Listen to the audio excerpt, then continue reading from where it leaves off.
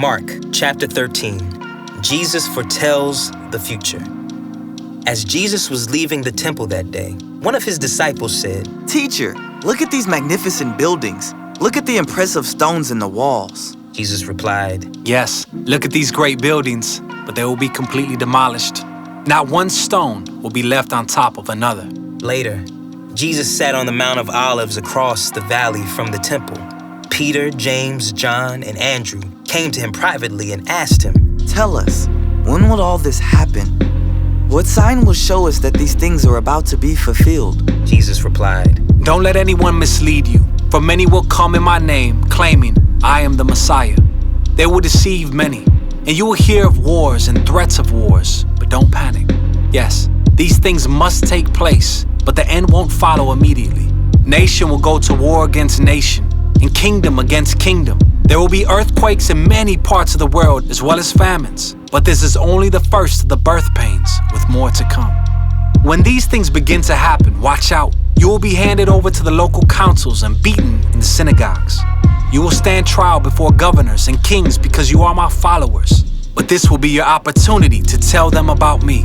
For the good news must first be preached to all nations. But when you are arrested and stand trial, don't worry in advance about what to say. Just say what God tells you at that time. For it is not you who will be speaking, but the Holy Spirit. A brother will betray his brother to death. A father will betray his own child. And children will rebel against their parents and cause them to be killed. And everyone will hate you because you are my followers. But the one who endures to the end will be saved. The day is coming when you will see the sacrilegious object that causes desecration standing where he should not be. Reader, pay attention. Then those in Judea must flee to the hills. A person out on the deck of a roof must not go down into the house to pack. A person out in the field must not return even to get a coat. How terrible it will be for pregnant women and for nursing mothers in those days. And pray that your flight will not be in winter. For there will be greater anguish in those days than at any time since God created the world. And it will never be so great again. In fact, unless the Lord shortens that time of calamity, not a single person will survive. But for the sake of his chosen ones, he has shortened those days.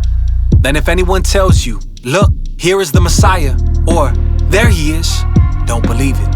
For false messiahs and false prophets will rise up and perform signs and wonders so as to deceive, if possible, even God's chosen ones. Watch out.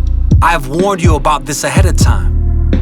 At that time, after the anguish of those days, the sun will be darkened, the moon will give no light, the stars will fall from the sky, and the powers in the heavens will be shaken. Then everyone will see the Son of Man coming on the clouds with great power and glory, and he will send out his angels to gather his chosen ones from all over the world, from the farthest ends of the earth and heaven. Now learn a lesson from the fig tree. When its branches bud and its leaves begin to sprout, you know that summer is near. In the same way, when you see all these things taking place, you can know that his return is very near, right at the door. I tell you the truth, this generation will not pass from the scene before all these things take place. Heaven and earth will disappear, but my words will never disappear.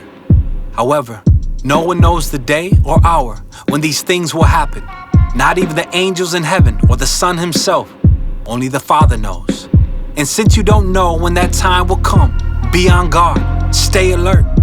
The coming of the Son of Man can be illustrated by the story of a man going on a long trip.